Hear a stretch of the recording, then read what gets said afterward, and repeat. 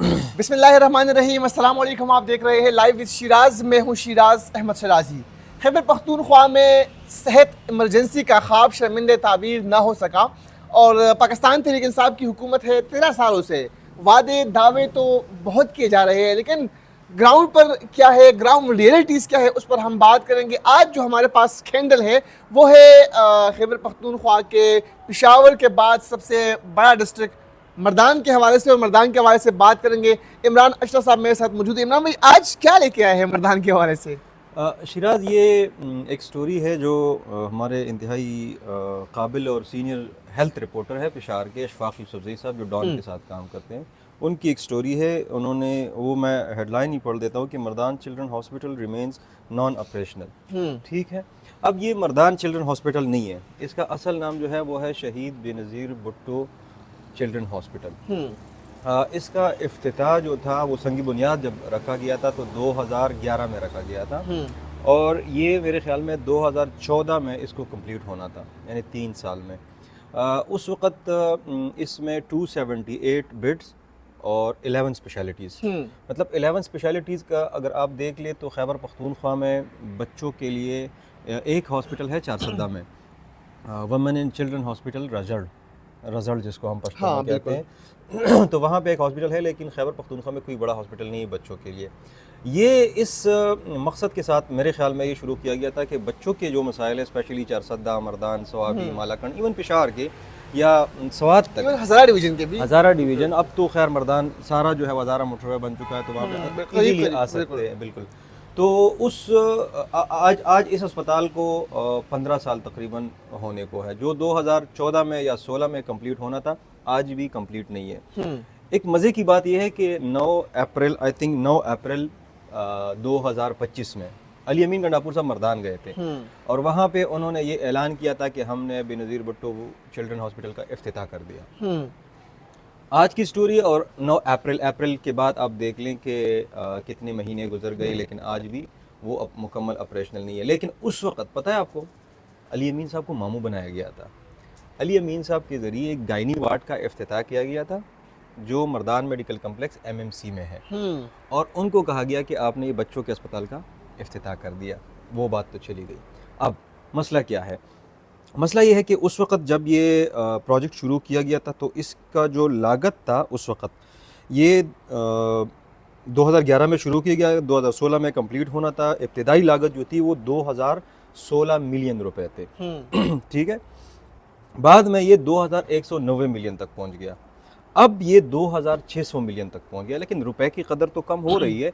11 में अगर 1 मिलियन रुपए पे जितना काम हो सकता है, अब 10 मिलियन पे करना पड़ेगा। बिल्कुल ऐसी बात है। ठीक है। एक तो लागत ज़्यादा हो गई। दूसरी बात यह है कि इसमें 11 स्पेशलिटीज़ थी, वो भी नहीं है। 278 बेड्स थे, वो भी नहीं है। और इससे भी अहम बात यह है कि ये एक इंडिपेंडेंट हॉस्पिटल बनना था, मतलब इसकी अपनी इंतज़ामिया, अपना सब कुछ, बजट, सब कुछ अलग रखना था। PTI ने क्या किया कि इसको MMC का हिस्सा बना दिया, मर्दान मेडिकल कम्प्लेक्स उसका हिस्सा बना दिया। अब क्या है कि सारे हमारे बच्चों के जो मसाइल होते हैं, मेरे ख्याल में खैबर पख्तूनख्वा में पीड्स के लिए कोई बड़ा हॉस्पिटल नहीं है। ये जो मंसूबा था, अगर ये बन चुका होता अभी तक, तो हमारे बच्चे मोस्टली आज जो हम लेके जा रहे हैं वो खैबर टीचिंग हॉस्पिटल लेके जा रहे हैं, क्योंकि वहाँ पे पीड्स का ICU है, उसके अलावा ICU है ही नहीं पूरी खैबर पख्तूनख्वा में। तो अगर बच्चों के मसाइल, स्पेशली इस मौसम में जब हम देखते हैं कि नमूनिया और ये सर्द मौसम की वजह से बच्चों के लिए बड़े मसाइल पैदा होते हैं। अब एक इससे भी इंटरेस्टिंग बात है कि वहाँ पे ये इस रिपोर्ट में है, बाय द वे, ये डॉन की रिपोर्ट में ये है कि तकरीबन 400 मिलियन या समथिंग इस तरह है कि हमें जो भी चाहिए, पैसे चाहिए हमें हर साल, लेकिन नहीं दे रहे। पता है क्यों? क्योंकि शहीद बेनज़ीर भुट्टो के नाम से है।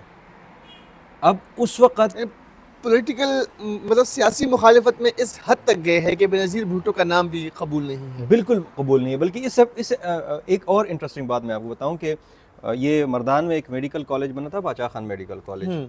तो उसका जब वो एक ब्लॉक का इफ्तिताह कर रहे थे, ये तैमूर जगड़ा साहब गए थे, तो उन्होंने लिखा कि we are proud to announce that we have inaugurated the Mardan medical college.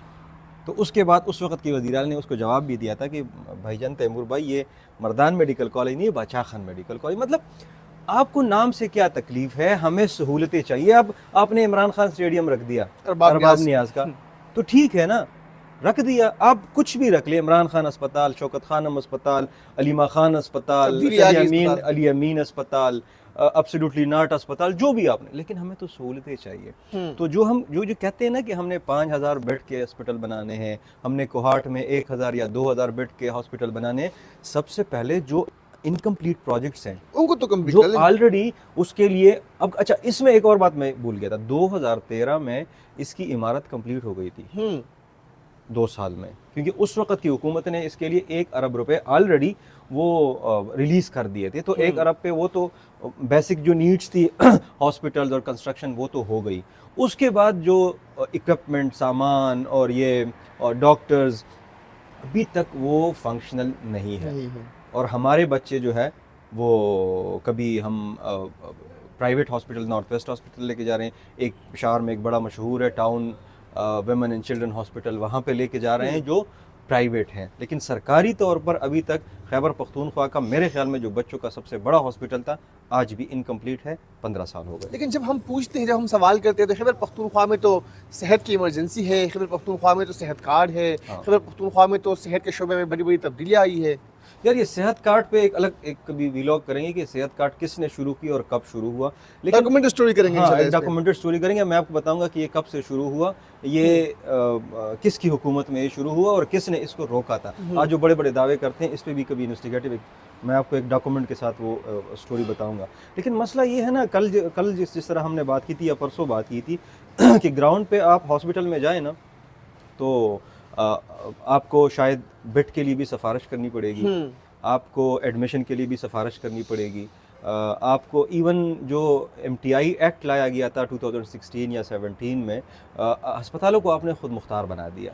अब यूनिवर्सिटी को आपने खुद मुख्तार बना दिया, ऑटोनमस बॉडीज़ बना दी। लेकिन इसके साथ सबसे बड़ा जो एक गेम हुआ है वो ये है कि आपने खुद रेवेन्यू भी जनरेट करना है। अब ये बिज़नेस तो नहीं है, hospital is not a business, ठीक है, ये सर्विसेज है। यूनिवर्सिटी जो है या तालीम जो है ये राइट है, नॉट अ प्रिविलेज एक्चुअली, ठीक है। तो वो आपको फ्री में देनी पड़ेगी। जो तो ये सेहत के साथ या तालीम के साथ जो खिलवाड़ वहाँ पे हो रहा है, मेरे ख्याल में ये सिर्फ जो कारकर्दगी है वो तो आपने ख़ुद भी देखी होगी कि वज़ीर आला साहब ख़ुद जब गए तो वहाँ पे बच्चे को बेड नहीं मिल रहा था। मैं आपको एक और किस्सा सुनाता हूँ 2021 की स्टोरी है। मैं एक बच्चे को लेके गया खैबर टीचिंग हॉस्पिटल 2021, महमूद खान साहब वज़ीर आला थे और मेरे ख्याल में 9 या 10 जनवरी की बात है, ये सर्दी थी।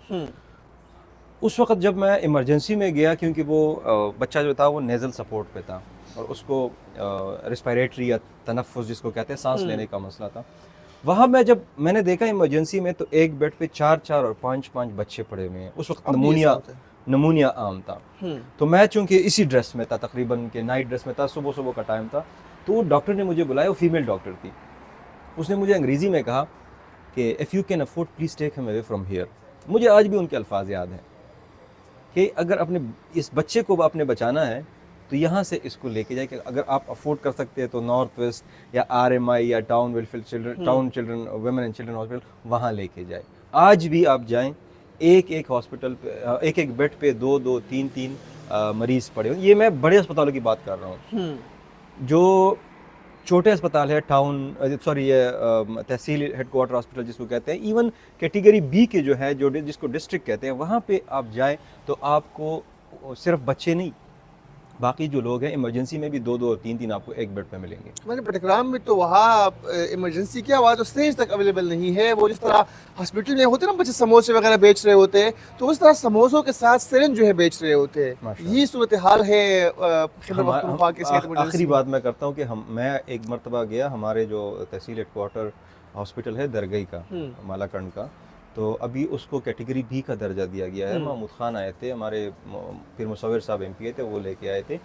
उस वक़्त मैं जब गया वो रात का वक्त था, तो वहाँ पे अंधेरा था और एक बंदा कभी एक तरफ भाग रहा है, कभी दूसरी तरफ भाग रहा है। मैंने कहा क्या है, कोई इमरजेंसी है क्या है, कोई छोटी सी सर्जरी उसको करनी थी, लेकिन जनरेटर का तेल नहीं था।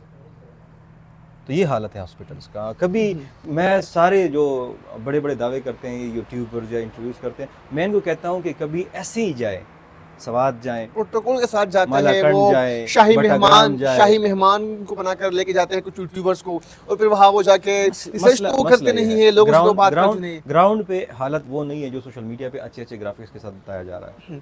Thank you so much Imran साहब, बहुत बहुत शुक्रिया। नाज़रीन, आपने देखा मर्दान के हवाले से आज के व्लॉग में हमने बात की, जो दीगर स्कैंडल्स हैं खैबर पख्तूनख्वा के हवाले से, जो बुलंदबांग दावे हम देख रहे हैं सोशल मीडिया पर, उन तमाम दावों को एक एक करके हम उनका जो है पोस्टमार्टम करेंगे और व्लॉग का सिलसिला जारी रखेंगे। इजाज़त दीजिए, अल्लाह हाफिज़।